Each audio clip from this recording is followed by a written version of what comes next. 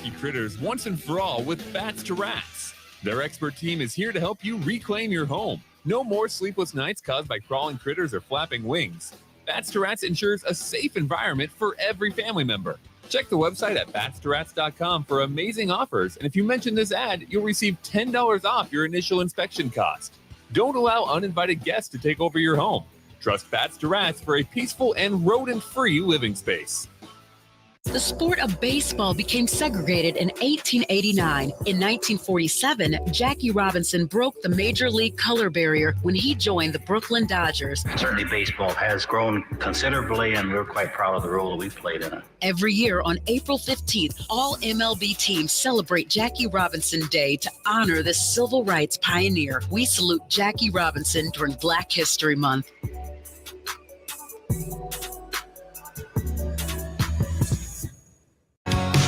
High school basketball fans, take a trip over to the Nebraska High School Sports Hall of Fame while you're in town for state hoops. Admission is free, and it's a great way to learn about some of the greatest athletes and teams to come out of the state, from recently to over 100 years ago in all sports. Learn more about names like Gale Sayers, Johnny Rogers, Bob Gibson, Tom Osborne, and more. Open Wednesday through Friday from 1 to 4 p.m. It's the Nebraska High School Sports Hall of Fame, just north of Haymarket Park at 500 Charleston Street. Golfing in 72 degrees and perfect conditions in Nebraska doesn't seem possible in the winter, but it is. Double Eagle Golf is your escape from the bone-chilling cold outside and a reason to keep your clubs out year-round. Book a bay with some friends for a weekend or come by for golf and happy hour on a weekday. Spring leagues begin in February. Get signed up today. That's all at Double Eagle Golf inside the Kinetic Sports Complex at West O Street. Online at doubleeagle.golf.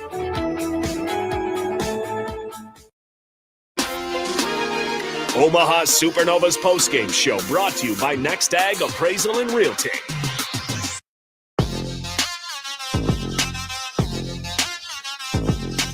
Atlanta, Georgia, guest South Arena Pro Volleyball Federation action on a Thursday night.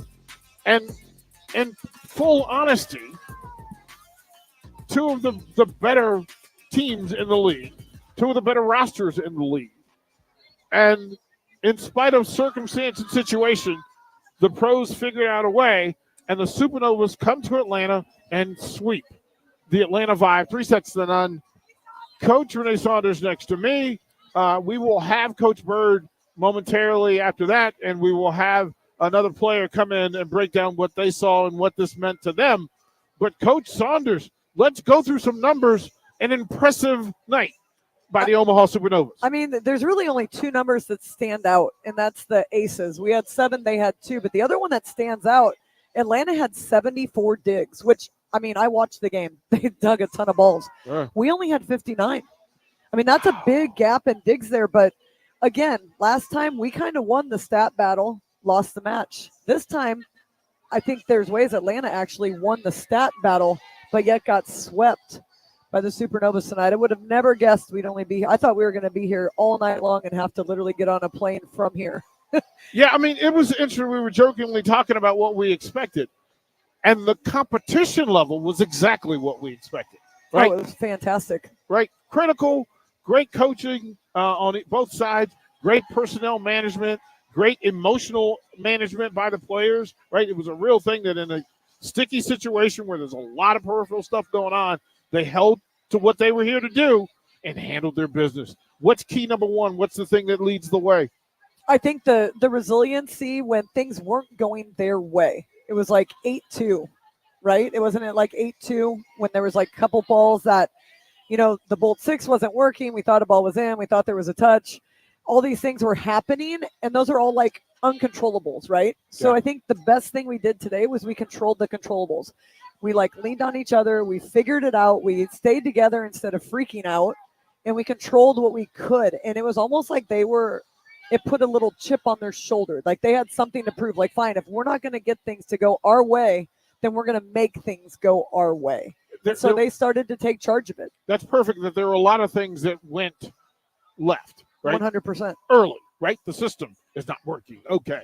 Some early points don't go your way. You could have got caught up in that side of it, and instead the Supernovas figured out a way to get a win in Atlanta. Look, we know the road runs are tough.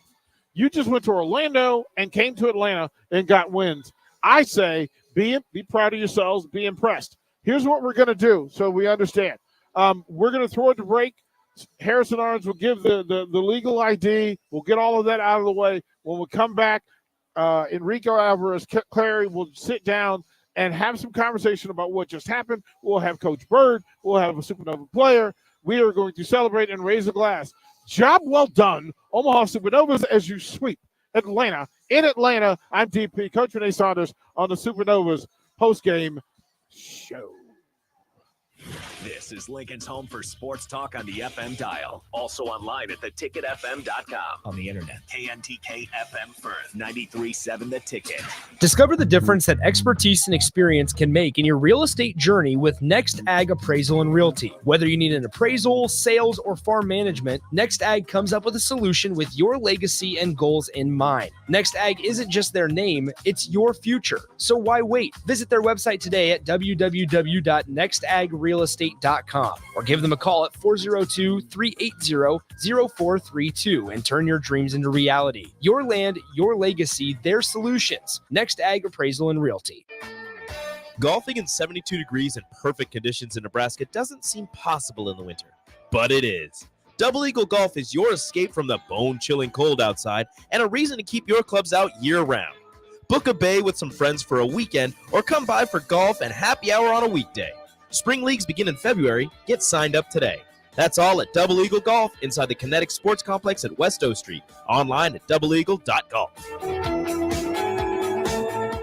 Get rid of pesky critters once and for all with Bats to Rats. Their expert team is here to help you reclaim your home. No more sleepless nights caused by crawling critters or flapping wings. Bats to Rats ensures a safe environment for every family member. Check the website at batstoRats.com for amazing offers, and if you mention this ad, you'll receive $10 off your initial inspection cost. Don't allow uninvited guests to take over your home. Trust Bats to Rats for a peaceful and rodent-free living space. CBS Signs and Omaha Neon reminds our drivers, when you take to our roads during the spring season, drive with the 3 C's of safety: caution, courtesy, and common sense. When a car hits a car, it's an accident, but when a car hits a child, it's a tragedy. Safe driving is every driver's responsibility. CBS Signs and Omaha Neon are 2 quality companies in one. For non-neon signage, call Lincoln at 402-466-7446. For neon signage, call 402-341-6077. CBS Signs and Omaha Neon care about the safety of both communities. You had to know that when Wingstop set out to make a crispy, juicy chicken sandwich, they wouldn't make it in just one flavor. They'd make it in all 12, like lemon pepper, mango habanero, hickory smoked barbecue, and OG hot. So why have one new favorite chicken sandwich when you can have 12? Try the new sauced and tossed Wingstop chicken sandwich today for only $5.49 at Wingstop, where flavor gets its wings. Valid for a limited time and available at participating Wingstop locations only while supplies last. Price subject to applicable taxes and fees. Omaha Supernovas postgame show brought to you by Next Ag Appraisal and Realty. Welcome back to the Next Ag Appraisal and Realty postgame show here in beautiful, slightly cold Atlanta, Georgia, as the Omaha Supernovas pull off the sweep of the Atlanta vibe, and we are joined by setter extraordinaire. I'm sure if I look far enough deep in my family tree, we're probably family at some point. Natalia Valentina Anderson. Natalia, fantastic job today. I know you guys won't say it, but I'm going to say it. Revenge for the first match of the season. I mean, yeah, you can say it. I'm wrong. I mean, you guys were flying all over the place today. You got a couple of dumps early to get it over the net, keep the defense honest. We saw you take a swing on one of the free balls. You guys were playing free and loose and a little bit angry after the first couple of points. I mean, what was the emotion like on the sideline? I think we're just, from the beginning, said we needed to be aggressive with our serve and aggressive with our swings. And, yeah, that's why we started it off, and I think we kept it throughout the whole game. You want to move that a little closer to your mouth? There you go. Perfect. Attitude of aggressiveness, for sure. We kept it throughout the game, and, yeah, I think that's how we need to play each game. And it doesn't matter who's on the other side of the net. Yeah, you took the words out of my mouth. Like, it seemed like it's 18-17, you're down 1, and it's one of those things where, like, you could start playing safe, but you guys, like, kept the pedal to the metal. Like, you stayed aggressive through it. What was your serving strategy? How'd you get 7 aces to their 2? Like, what were you trying to do with them? Yeah, we were trying to serve yo-yoing and going in their seams, seeing in that conflict zone in the line of passing, and I think we executed really well because you can have an amazing scouting report or plan A, plan B, plan C, but if you don't execute, it goes nowhere. So I think our level of focus and execution today was on point. We know the connection that you have with Betty out there, but something that I know Renee noticed earlier is that this might have been one of the more offensively heavy games that Christina was involved in. And she noticed there might have been like a little bit of a connection between you and Christina out there. How was that going out there and setting her up? I think setting either of our middles, I'm not going to say super easy because he's not, but it's comfortable because they're always up. They're always communicating during the rallies, and they're always available. And as a setter, that's what you want, to be able to open up, your outside hitter, your opposite. And I think Christina does that every single day, just like Tori, just like Danny, just like Sophie. So, yeah. Well, you got everybody involved. And I think what makes you, like, I was telling these guys, like, what makes you special as a setter is your ability to create space for your hitters. Yeah. So is that attributed to vision, a little bit of luck, a little bit of experience? How are you creating space in the block so your hitters can be more efficient?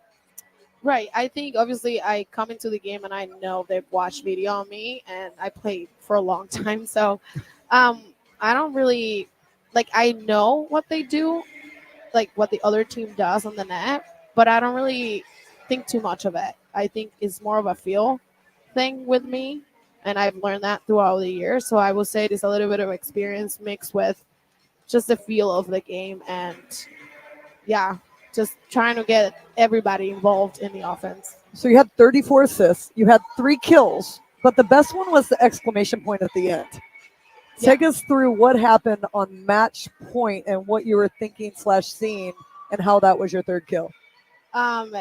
I don't know. I jumped to set and I'm like, no one's jumping with me.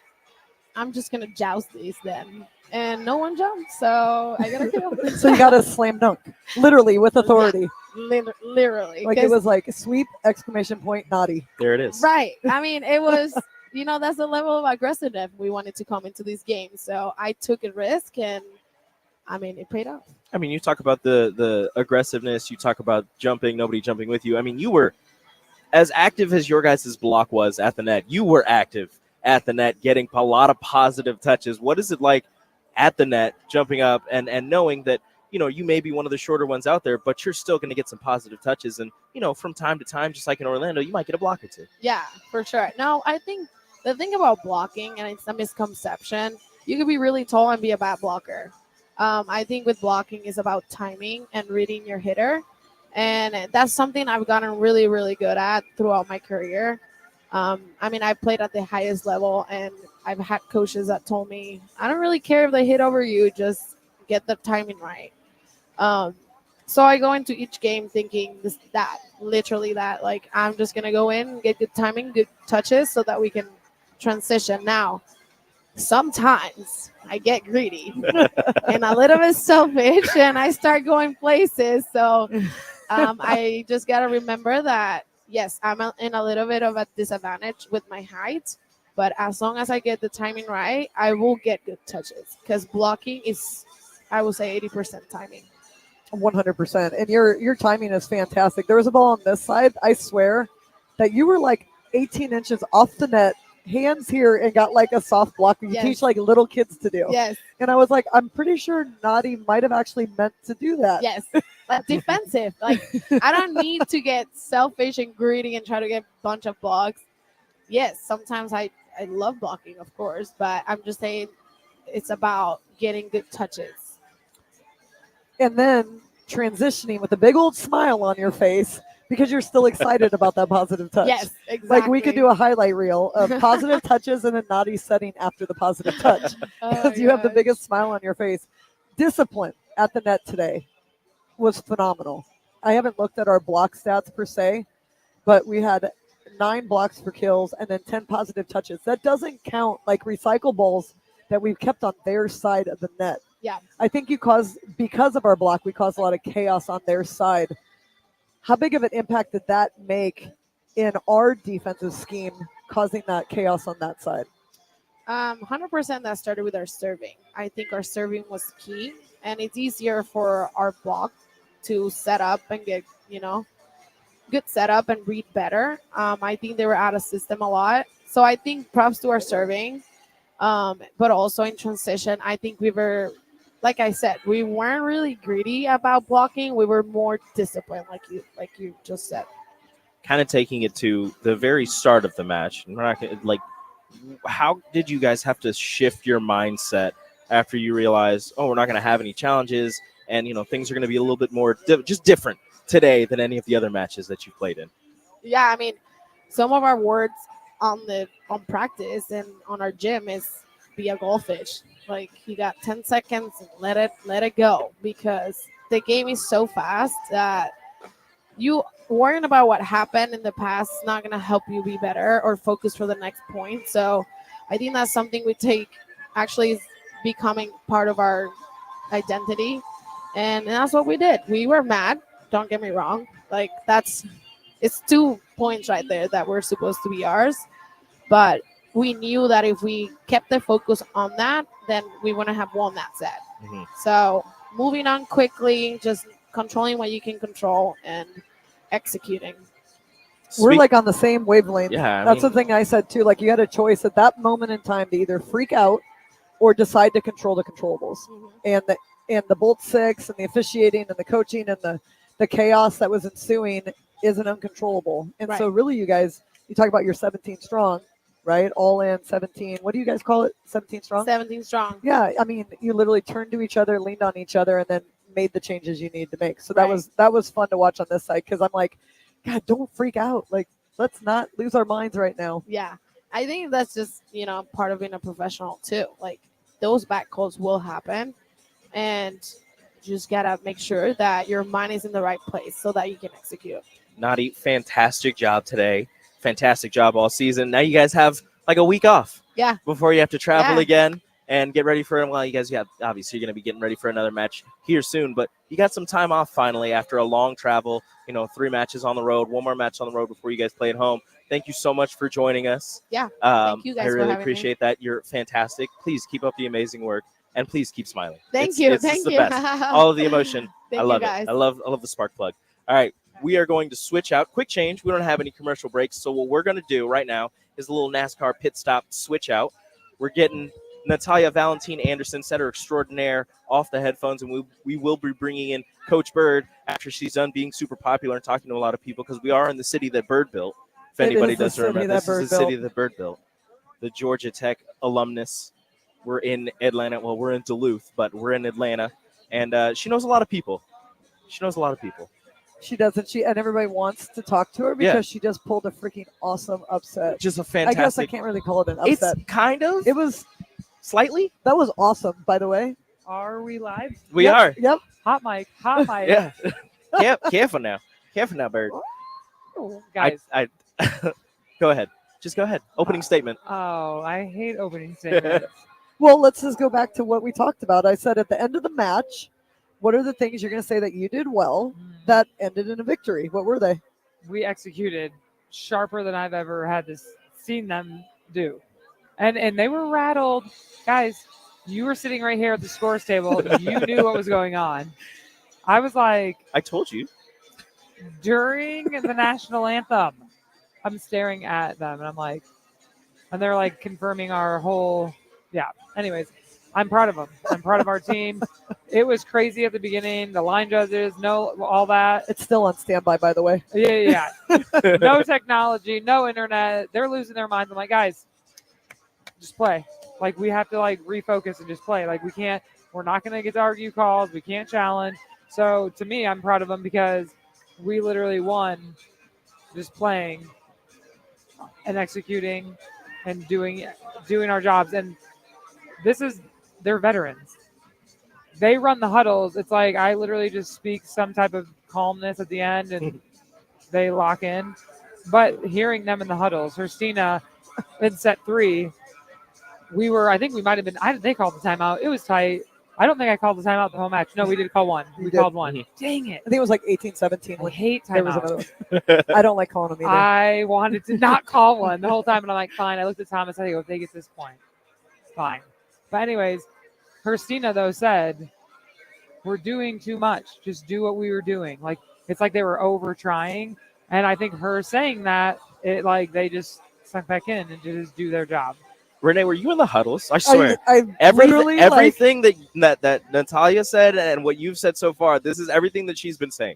She knows it. She can feel it. I She's can right feel here. it. And you guys are like in the heart of it right here. Yeah, we The were. heart of it. It was I can't pretty wait. intense. I was like I know. sitting here like, what's going on right now? Like, Yeah. this is crazy. Like, what is There's happening? a lot of stuff going on next to me for the entire match. Like our whole Yes. pregame show, there was a lot going on. And then the entire match and whatever. I mean, control the controllables, right? Yes. Like Yes. you can't lose your mind about it. You just got to move No. on. You got to play. Okay, so obviously you execute. I mean, we literally played lights out, like almost like chip on the shoulder. We're going to prove to you we're the best team in this league. We're going to avenge that loss from the beginning of the season. But like, was that? I mean, was that like a coaching? Like, what's the secret? How'd you get them to do that? It's not. It isn't. They It made up is- their mind. It was them. Like I think the whole team, and I just said, it's not just the 6 people that were out on the court. It's the way the huddles run. It's the way they talk to each other. It's the way that they train every day. It's the way that they compete. It is them. It is our team, and we've said it from the beginning. The resilience and the chemistry that they are building together.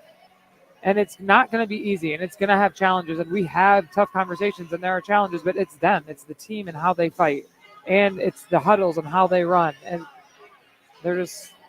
they knew how to pull together, and I love this team on the road, but they did it. I always ask, like, the staff and, like, some of the, what are the vibes? What are your vibes? What are you feeling? And it was just like a pretty steady, they just knew what we had to do to execute, and, yeah, it's fun to coach when they're like that. One of the things you mentioned was managing pins. Okay, so you have Member Monet, 2 kills. Yep.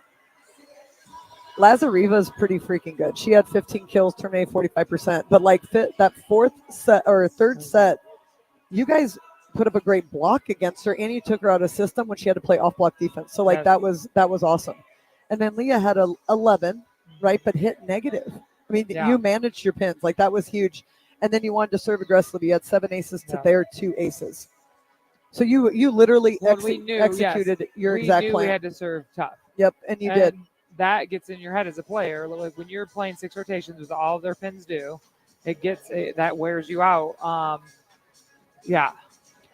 Was one of your strategies to serve at their heads? Because they struggled with balls with their hands. Well, no, actually, our goal was to drop them. Our aces were the ones that were dropping in the seams. So we were avoiding doing that because we knew they all liked pass. We know that Edmund likes to pass over her hands, so we were like trying to, but we were going long and then short Flat. to get them up so that you could drop them. Got it. But yeah, I mean, execution. They struggled with hands today. Oh yeah. But the first match they did not. But today they did. It was like they were just popping it. So I'm like, I wonder if we're doing that on purpose. Well, yes. I mean, we were driving them for sure. So I think our serving, it always sets the tone in our first contact. But we talked about transition balls. Like, okay, spend more time on it. Like, give yourself time in transition. Because some of those rallies, when they were sending them quick, it's like we have to learn how to like time that they talk about that stuff. Mm-hmm. And the one thing I'll say this week in practice, Kendall brought it up. It's like a conversation while you're playing. It's like a dialogue in motion while the game is going on so that you're making adjustments. But I'll tell you what, like the reads that our middle backs were making, Betty, the one time when she dug line behind our left back on that slide, we don't even go that way on the slide usually. She just read that ball. 14 digs for her tonight. She might have been your leading digger. She had 14, Brooke had 13, Kendall had 10, and Nadia had 12. Betty was all over the place. Yeah, Betty was making reads, and she at was one so point, locked in. And at one point in the third set, she's like, "You really wanted to take a step to the right," and I go, "I trust your read, but you need to play the seam so you can read whatever you're seeing against Anna, the right side 7."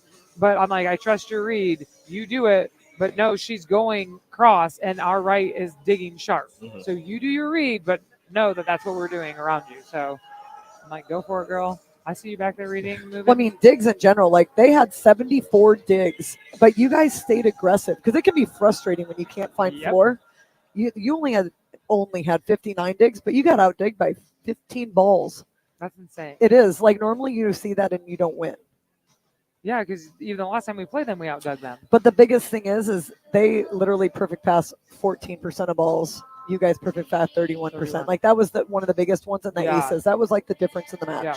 And that is, I mean, the aces, even to our airs, if we have that many aces, that's good. I mean, we're serving aggressive. But our passing has been, our first contact has been pretty good this season. And I honestly think they outdug us because we blocked a lot of their balls. They got tons of chances. Yes. 9 They blocks. got way more opportunities because that one rally that they won, that long one in the third set, was that the second timeout or was that the only timeout we took? Only timeout, Only I think. timeout. That was a long. It was. That They was were a long up by rally. 2, and it was a momentum ball. So, yes, it was 20. I think it was 8, whatever it was. It's annoying. But, yes, I knew we needed to take the timeout. Anyways, I'm proud of them. I would say 9 blocks in the match, but a lot of balls blocked back that didn't end up hitting the court. But the physicality and the play at the net was just on another level. Yep. Like it's and again, props to them too. I mean, it was both ways. And then so taking it back, I know you kind of talked on it, but taking it back to just the beginning, what was the mood change on the bench from not only the players but maybe the coaches when you realize, okay, we're not going to be able to challenge, and things are a little dicey after a couple points that didn't go the Supernovas' way. Like, what was the mood like on the bench between all of you? Well, I mean, it was getting heated out there. It was getting heated. At one point, Christina was talking to Anna. Like, they were talking about a not touch or a touch at the net. And at that point, I just keep saying, and I don't react. And it was funny because Betty described me. She's hysterical. Anyways, I am just like, control what we control. We have to focus. We have to lock back in, play the game. Play the game. Play the game. We can't get hung up on these calls. Mm-hmm. I'm like, we're waiting for line judges. We can't get hung up on the calls. So that's just how I am. I rarely will go at refs. And I do think in the long term, it's karma, and it helps. I said, look, they were on our side at the end. Like, even if there were a couple bad calls, they miss a couple things, like, you got to, keep them on your side. Keep your enemies close, right? I've never seen an official change their mind because I yelled at them. Like, they might change their mind because the replay says they have to, but I've never seen them change their mind just because I yelled at them. Exactly. 2018, you called your timeout. They went up, but look how long this rally is. I knew it was 2 points. Yeah, dude, it was forever. Yeah, forever. And look at all these block touches. Send it back. They had like 3 or 4. Yes. And it was our error. So that's what I said. I said the great thing is we just controlled that. Everything about that we controlled. So go out there, side out, and let's run it. Boom. I mean, you look back on the first match between you two. One of the bigger differences, Christina wasn't here. Correct. How big of an impact did she have? She does with her presence, but the way she has a conversation about the whole match, like what she's seeing, what we're doing. But she's not telling anyone anything. She is asking questions and what she's doing. She is constantly yelling at Tommy, like at Thomas, about her blocking. But I'm like, we're taking cross. And she's so aggressive. I mean, she's known for blocking, but they were going cross more than anything. Make them hit line, make us dig line, because they kept just going cross.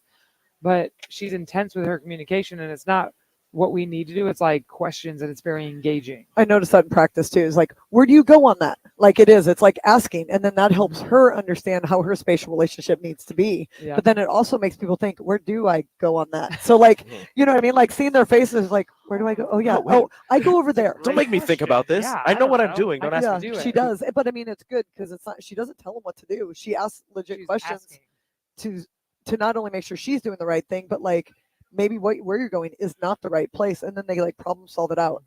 Just that one practice I was at that she was her first practice with you guys. I was that's impressive. Her leadership. Right when she walks in the gym. Yeah, there's no fear. She wants to immediately make an impact. Tape on the fingers, ready to go. Yeah, tape them up. Tape on the fingers. That first match, remember when she almost bled to death, and I was like, "What is happening?" And I'm like, "Is the tape cutting your hand?" It wouldn't stop bleeding. It was hysterical. It was crazy. She had that one block on the setter dump where she just has her hands up the whole time. She's just waiting. And the setter goes to dump it over, and she didn't go up, but she just had her hands there. Wasn't even and she's watching. tall enough that it's just oh, there you go. She wasn't even watching the setter. Yes, she was looking. It's an innate habit with her hands, how she can just reach for the ball. How about when Nazi attacked that ball in the second set and then covered herself, and then all of a sudden it's up at the tape again, and it's now Christina's in a joust situation. On the right side. Mm-hmm. Yes. Yeah. And I'm like, what is happening? Naughty was in the middle. Yes, bro. She's I funny. love when I talk to her during the matches and she's like, I don't know, my brain's going places. I think I'm getting bored. And I'm like, how are you getting bored in this match? You talking about Naughty? Yes. Yeah. I'm She's like a "What?" squirrel. Her She's so yeah. funny. I know. Well, she talks about the goldfish. I think she takes that a little too She- seriously. she might It's be- like mid play. I'm like, hey, remember when we talked about long string? Hello. Hello. I mean, her aggressiveness. She gets the 2-setter dumps early in the first 2 sets, and then she gets the final point of the match. Like the exclamation Yes. point dunk. It was so awesome. That was awesome. I was like, is Betty gonna get this kill? Nope. Naughty's like, oh yeah.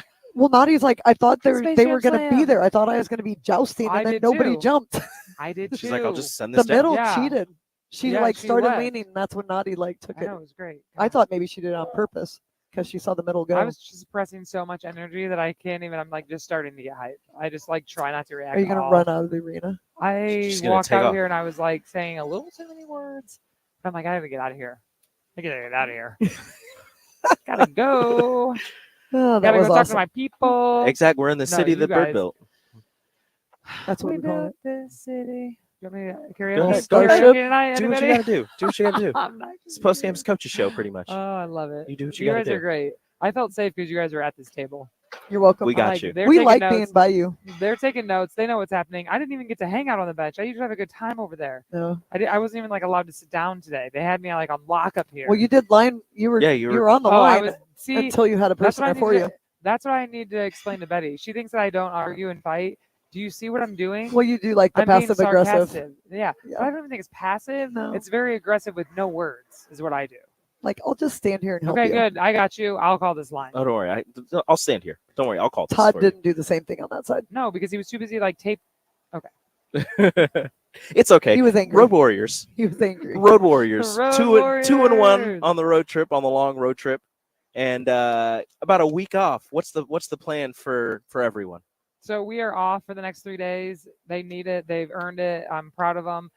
Then we're back in on Monday, and we'll get a full week, which will be good. But we'll still manage the loads and then build up into the end of the week match. I think we go back to Orlando. What is training priority 1 and 2? Because you have time to actually like train now. Yeah, we'll focus on. We'll always do first contact stuff, but we've been working on our seam digging and some of the floor defense behind our block, just to work on those dynamics with the team. So we'll do some of that stuff and break some stuff down. But I mean, it really is going to be more play. We'll get into live. We'll do some system things, but we'll get into live play and have them compete. Good. Back to Orlando to play him for like the 3rd time in the last like 4 matches or Yeah, something like that. Right? Something fun like that, and then They're gonna home wanna for beat the you. rest of the month. I know, March. Let's go. It's like spring break, but we get to stay home. Woohoo. It is spring break It's reverse style. spring break. It's a staycation. It's a staycation. You guys really are on the same wavelength. I gotta get out of here. Thank you so much for Get outta joining here. us, Bird. Fantastic win. Congratulations on the win. Congratulations on taking sole possession of first place in the Professional Volleyball Federation. Let's go. The Omaha Thank you. Supernovas sweep the Atlanta Vibe, takes sole possession of first place. This has been the Next Ag Appraisal and Realty postgame show here on the Supernovas Radio Network.